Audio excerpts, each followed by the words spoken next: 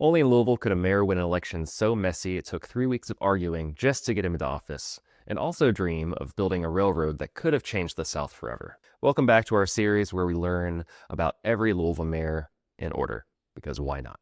Our third mayor here in Louisville was William A. Cocke. He served from 1836 to 1837, 1 year, 1 term. Cocke was a staunch Whig, which was the pro-business party of Henry Clay, believing that the government's main job was to build roads and canals to fuel the economy.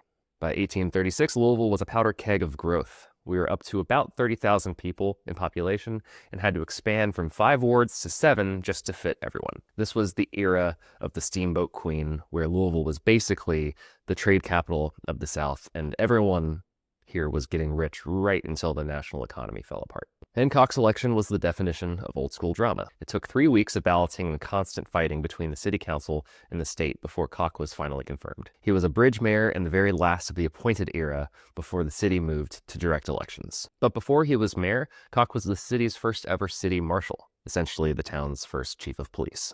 He married into the Bridgeford family, who were local titans that owned the Louisville Stove and Great Foundry.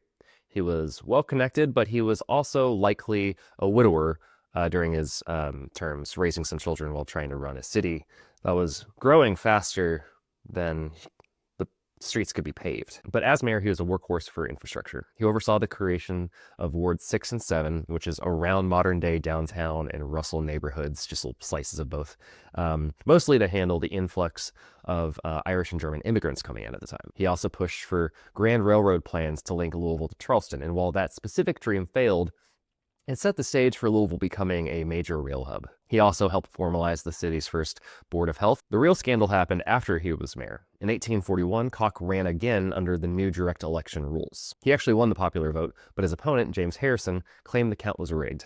They threw out the results and held a special re-election. Because the two Whigs, Harrison and Cocke, were busy fighting each other, a Democrat named David Beatty slid up the middle and stole the win. Cocke never held high office again. He died in 1844 at only 47 years old. His final resting place is a mystery and likely lost in one of the city's early defunct cemeteries. So, that's William Cocke. See you after the next election.